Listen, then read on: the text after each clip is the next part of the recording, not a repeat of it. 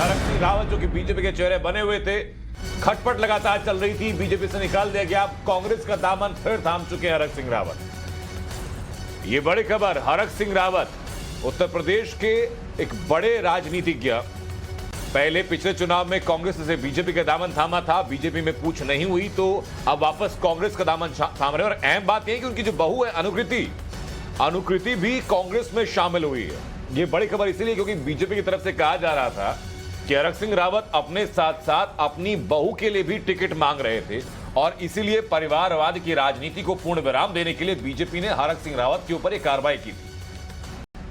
हरक सिंह रावत उसके बाद से लगातार नाराज चल रहे थे, कांग्रेस आलाकमान के साथ बैठकें चल रही थी और अब हरीश रावत ने, जो कि उत्तराखंड में कांग्रेस के प्रमुख चेहरे हैं, हरीश रावत ने हरक सिंह रावत को कांग्रेस में शामिल कराया और हरक सिंह रावत के साथ साथ उनकी बहू अनुकृति को भी कांग्रेस में शामिल करवा दिया है।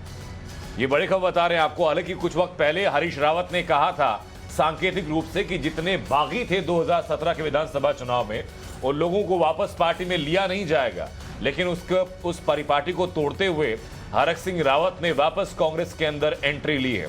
चुनावी मौसम है, ऐसे मौसम में पार्टी का अदला बदली आमतौर पर हम देखते हैं, लेकिन हरक सिंह रावत का जो पूरा एपिसोड रहा है वो उत्तराखंड की राजनीति में एक अध्याय के तौर पर देखा जाएगा। और अध्याय क्यों देखा जाएगा, इसके पीछे की वजह है 2017 में जब बीजेपी और कांग्रेस में मार्जिनल फर्क था, कांग्रेस का एक बड़ा तबका उठ करके बीजेपी में शामिल हो गया था और बीजेपी ने अपनी सरकार बनाने में कामयाबी हासिल की थी। लेकिन 2022 का चुनाव आते आते यह कहा जाने लगा, उत्तराखंड की जमीन पर यह विचारधारा बनी कि हरीश रावत के नेतृत्व में अगर कांग्रेस लड़ती है तो रिवाइवल के चांसेस बेहतर हैं, कांग्रेस अपने आप को मजबूती के साथ खड़ी करने की संभावनाएं बनती हैं। बीजेपी ने जो 3 मुख्यमंत्री बदले, उसकी वजह से बीजेपी की धुरी कुछ हिलती हुई दिखाई पड़ी थी। इसी बीच हरक सिंह रावत ने अपने साथ साथ अपनी बहू के लिए भी टिकट की मांग रख दी।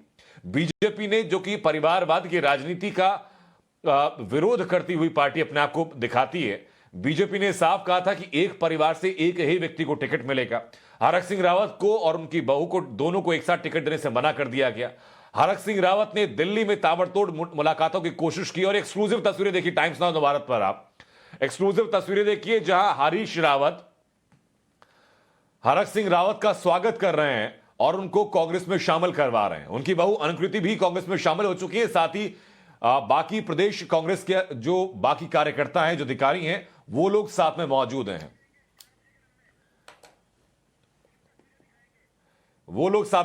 हैं।